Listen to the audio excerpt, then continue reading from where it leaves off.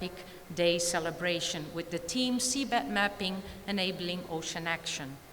I am accompanied by the Dean of the IALA Worldwide Academy, Rear Admiral Vincent de Namur, and the IALA Secretary General, who is unfortunately not here, Francis Zakaria, sends his warm wishes for a successful celebration.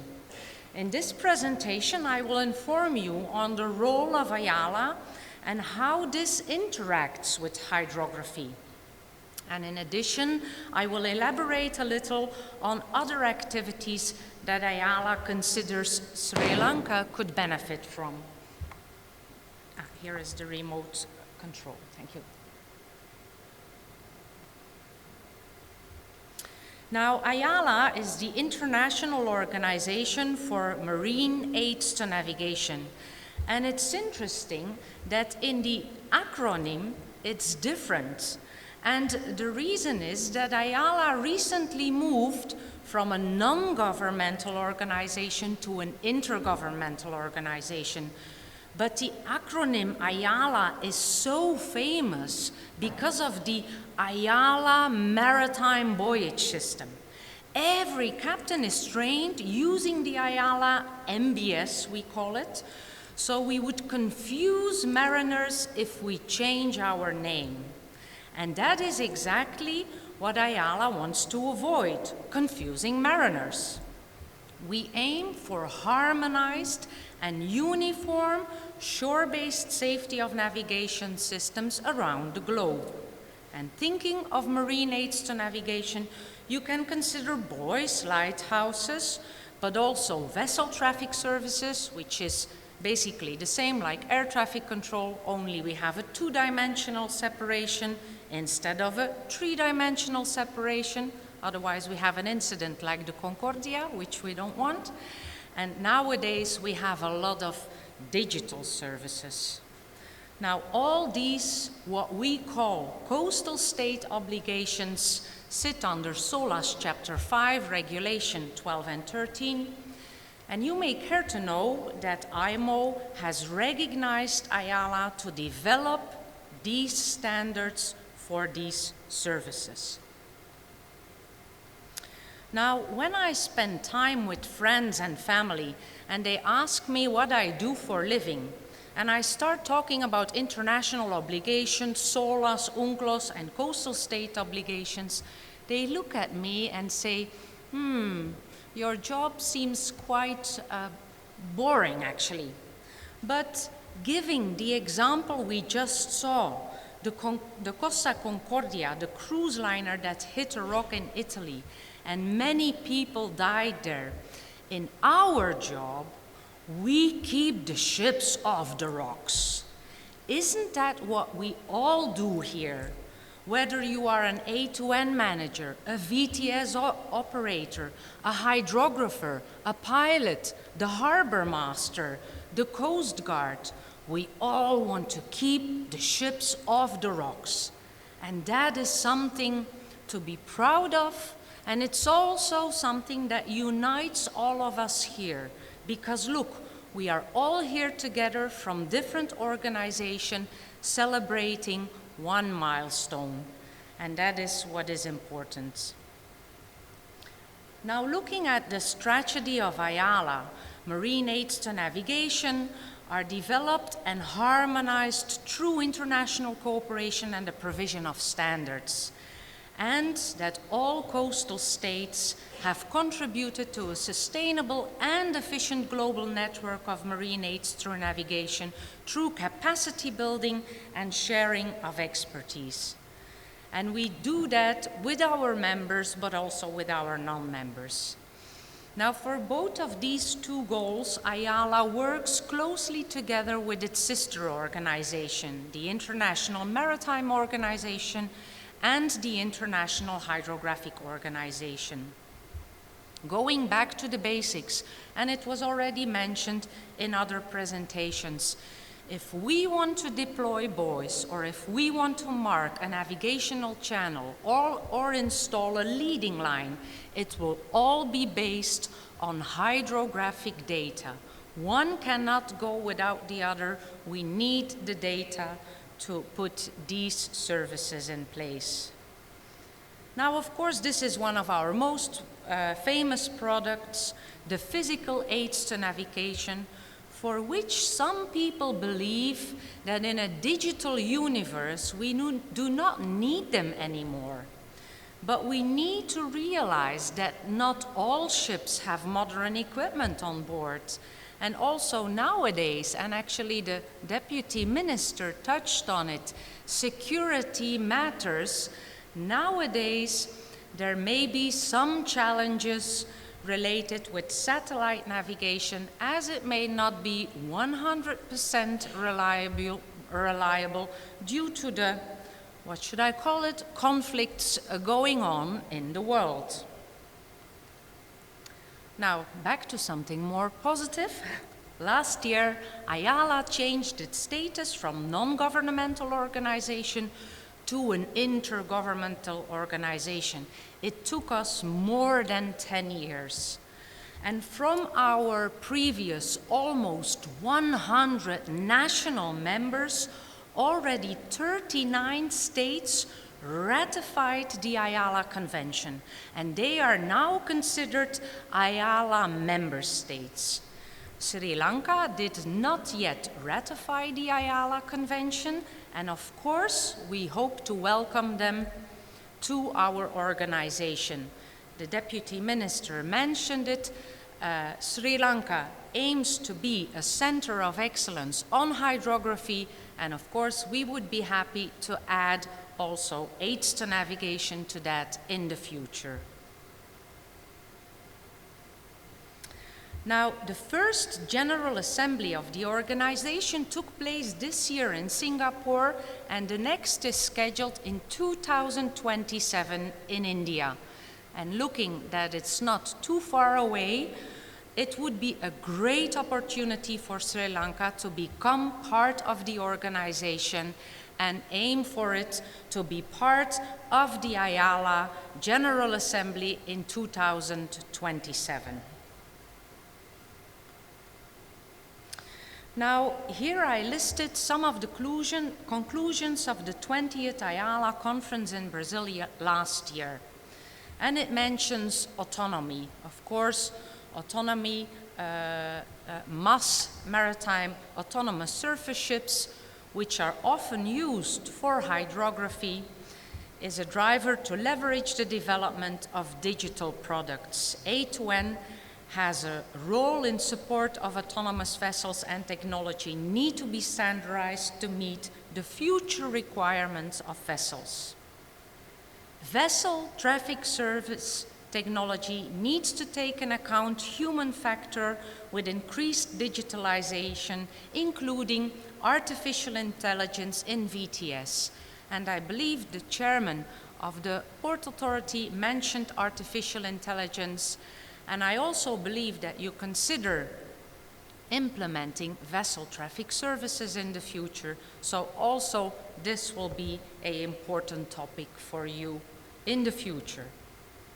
Physical A2N remain important to the mariner, but on the other hand, IALA members should continue to pursue emerging technologies and approaches such as big data analysis, Internet of Things, machine vision technology, and drones to make their services more effective and meet the future needs of the mariner. And here we find it important that our member states give their experience to our technical committee.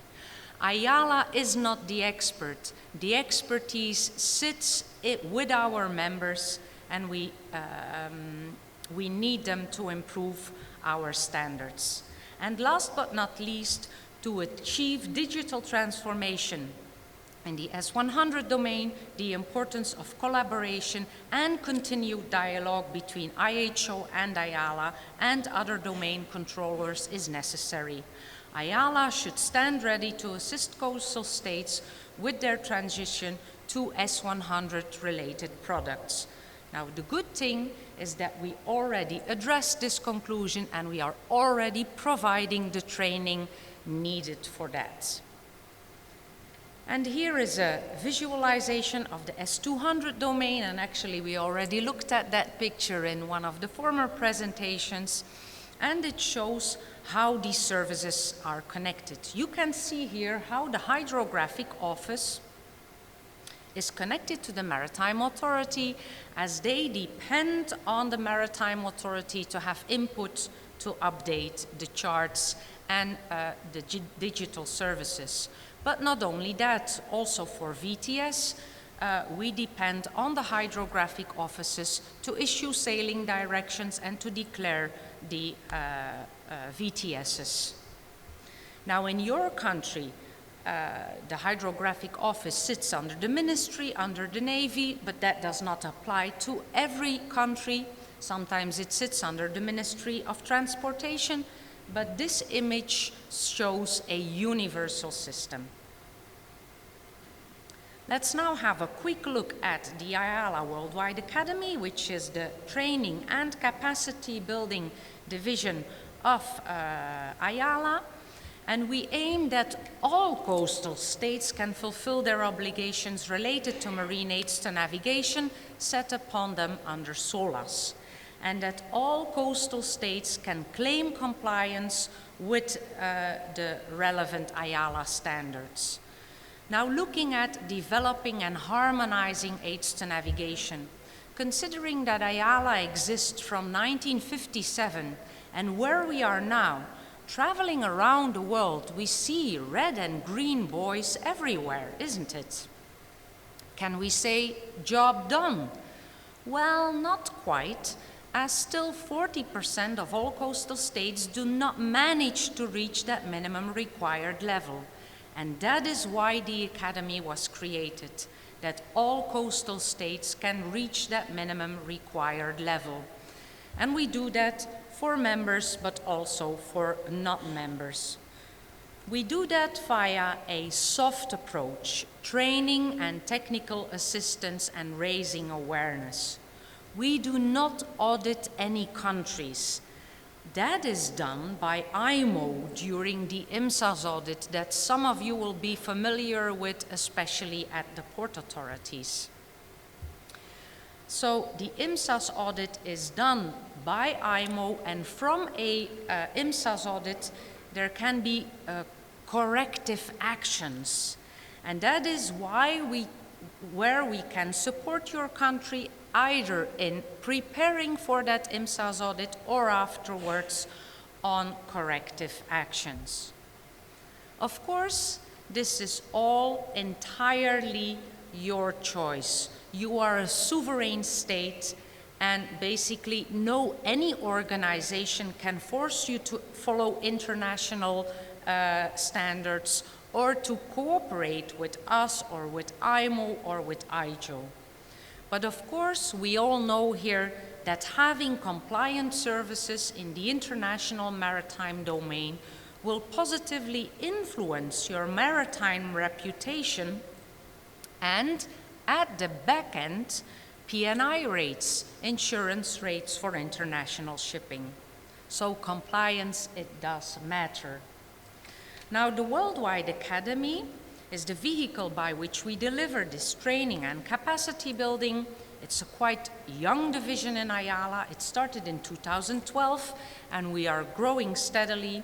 And you may care to know that the Worldwide Academy is independently funded, so the members do not pay for this division. We developed a three-step approach to assist states in need. We enlighten, that is what I basically do now here, enlightening you. We have an education program with regional training institutes, for example, in India, and many Sri Lanka officers have been invited to this training, and we engage, and that is basically what we will do during the rest of our stay here.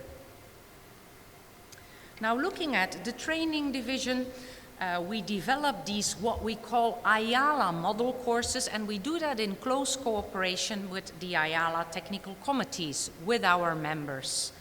We oversee the effective implementation of the IALA training accreditation scheme, because these institutes have to be accredited, and we support the development of a network of accredited training organizations worldwide who deliver all these courses.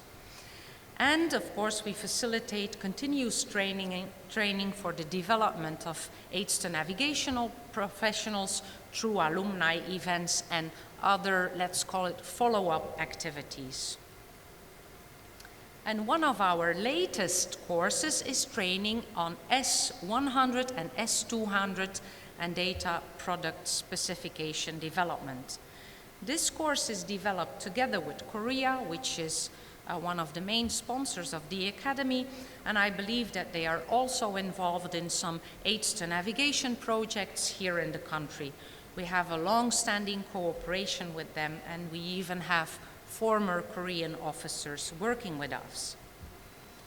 Now, these are some of the main courses we have: aids to navigation manager training, a master A2N training on management training, the use of the IALA risk management toolbox, and a procurement course for aids to navigation, but it could also apply to hydrographic equipment. So if you send your officers to this course, they will get an idea on procuring in general.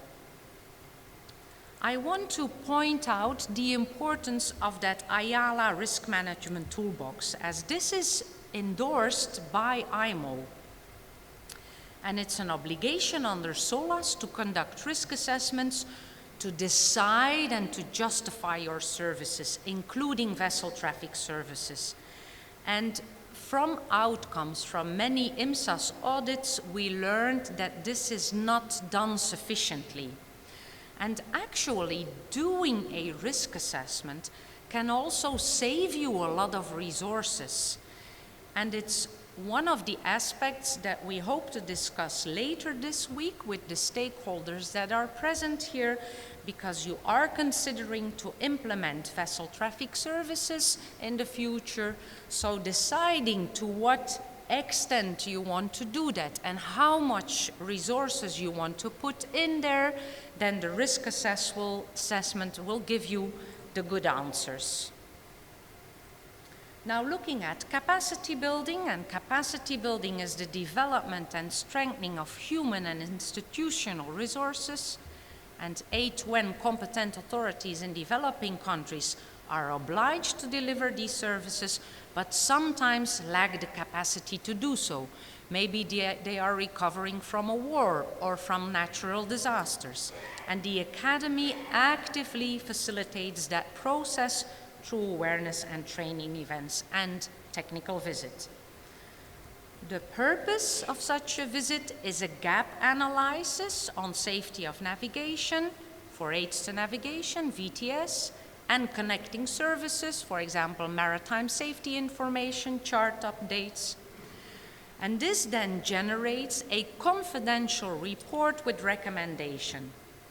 And an important aspect is on how international obligations, for example, are cascaded down into your national framework, and how responsibilities are addressed between stakeholders. And here in your country, I could imagine that it would be responsibilities addressed between the Navy and the port authorities. And these pictures are taken in Indonesia, where we actually just finished a huge capacity building and training project. Besides setting up national aids to navigation training, we conducted several technical visits in order to improve the services.